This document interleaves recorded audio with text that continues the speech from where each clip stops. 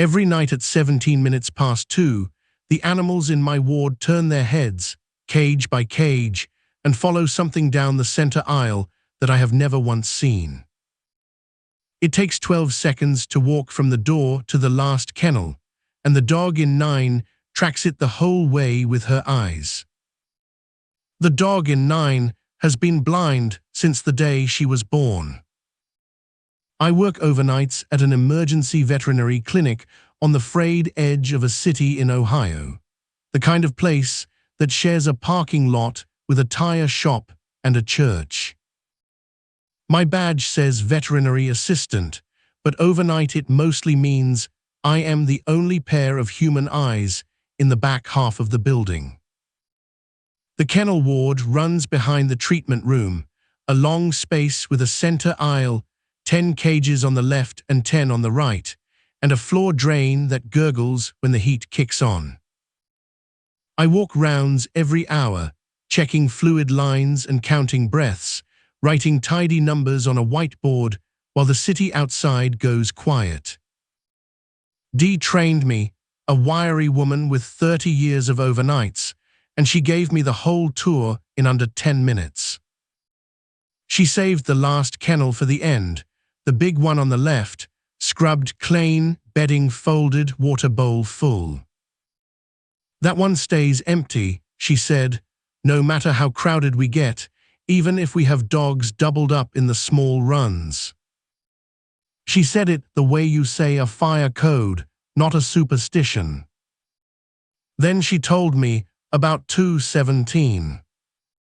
When they start turning their heads, stay where you are, keep your face toward the aisle, and do not turn your back on it until the last cage settles. I asked her what it was, and she picked up her bag and said the animals had never told her. I decided she was hazing me, the way day shift promises every new hire a ghost in the X-ray room. Then I worked my first quiet Tuesday alone, and at 17 past 2, the cat nearest the door lifted her head off her paws. She looked at a point in the air, about the height of my shoulder. Her eyes slid to the right, slow and level, like a person watching a stranger cross their yard. The beagle beside her did the same thing half a beat later. Then the shepherd mix, then the 2 spaniels, then every animal down the row, each one picking up the watch as the one before let it go. The turn moved through the ward like wind over grass, and it ended at the last kennel, the empty one, and every pair of eyes stopped there. I counted without meaning to. 12 seconds, door to the end.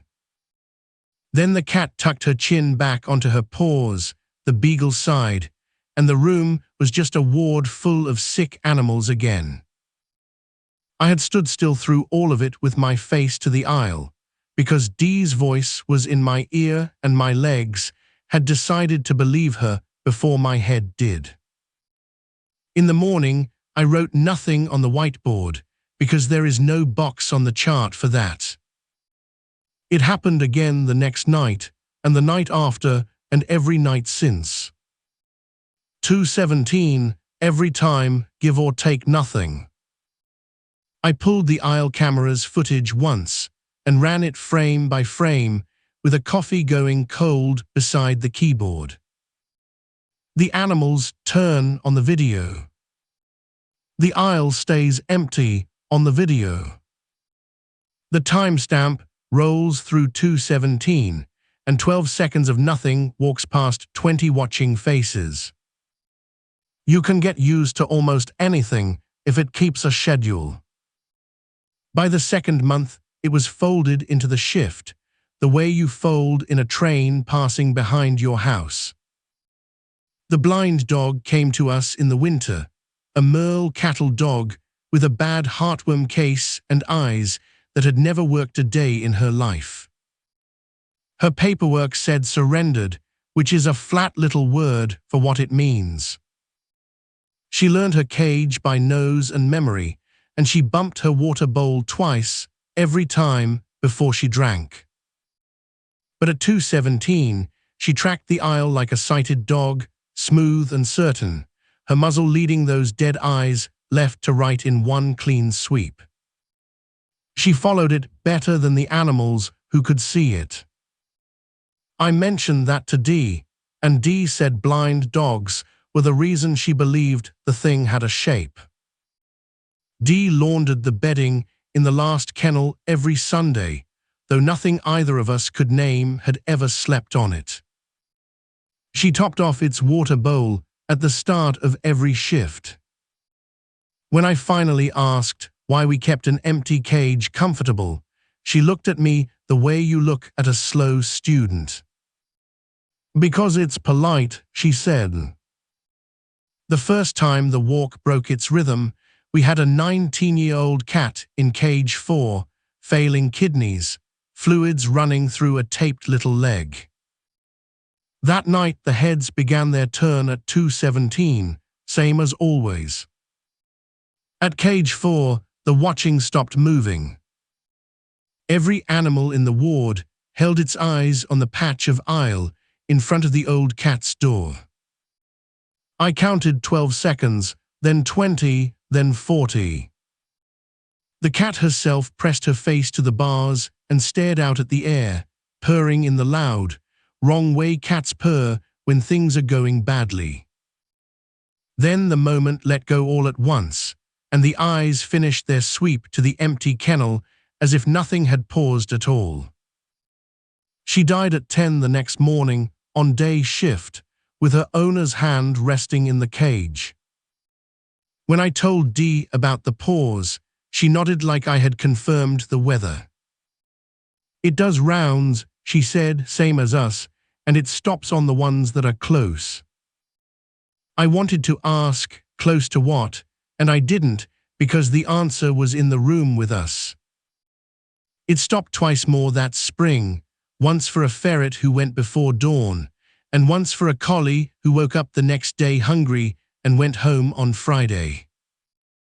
Dee said sometimes it stops just to look, and that it knows before the bloodwork does. I started reading the board differently after that, and I hated that the walk was more accurate than the machines. In March, we took in a lab puppy, 5 months old, clipped by a pickup out on the county road. Lucky in every way except the ways he wasn't. Surgery ran long, and his overnight orders were the kind that mean watch him like it matters. His gums were pale at midnight and paler at 1. At 2, I was on the phone with the doctor on call, reading out his numbers, and none of them were moving in the right direction. At 2:17, the ward began to turn. The cat by the door, the beagle, the schnauzer in the cone, one head after another, and I stood at the counter facing the aisle like always. The watching came down the row and stopped at cage 6. Every eye in the room fixed on the air in front of that puppy. The blind dog was up against her bars, nose working, dead eyes aimed at the same patch of nothing as everybody else's. The puppy lifted his head off the fleece and looked too. And I stepped into the aisle. I put myself between the watchers and cage 6, facing the length of the room, and I spread one hand flat against his cage bars behind me. Not tonight, I said, to nobody I could see. 20 pairs of eyes looked through me at something the height of my shoulder. The air in front of me carried the pressure a dark room gets when someone else is standing in it. 12 seconds went by, then 12 more, and nothing in that ward moved, including me. Then the blind dog whined, one thin note, and every head slid past me to the empty kennel at the end, and the room let out its breath.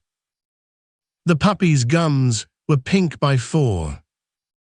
By morning he was standing, and by the weekend he went home with a shaved belly, a cone, and a family who cried in the lobby. Dee came in Monday, read the overnight log, and then read my face, which said more. She did not congratulate me. She sat me down by the dryers where the towels bang around and asked exactly what I had done, and I told her. She was quiet for a long time.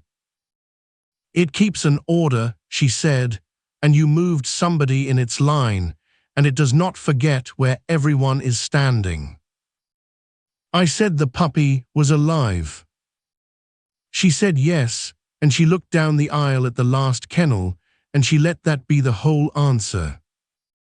Since that night, the walk has changed by one detail, and I would never have caught it if I did not know the room by heart. It pauses at me now. Wherever I am standing at 2:17, the sweep of heads comes down the aisle and holds, for one beat, on the air just in front of me. No longer than that, the way a nurse glances at a chart in passing. Then it moves on, and the empty kennel takes all the eyes home. Dee says it means I am part of the census now. She says that is not good and not bad, it is only permanent. In June, the puppy's owner called the front desk, half laughing and half not. Her dog wakes every night at the same hour, she said, walks to the bedroom door and watches something cross the room, left to right, slow. 12 seconds, she said, because she had timed it, and then he wags once and goes back to bed. The receptionist told her that dogs dream, and the owner said sure, and everybody hung up happy. I heard about it at shift change, and I went home, and I slept fine, which surprised me. Because the blind dog lives with me now. Her heartworm cleared in the spring, nobody came for her, and after that, there was never really a question. She sleeps at the foot of my bed and knows the apartment in the dark better than I do. There is a corner in my bedroom, past the closet, where no furniture ever seemed to fit.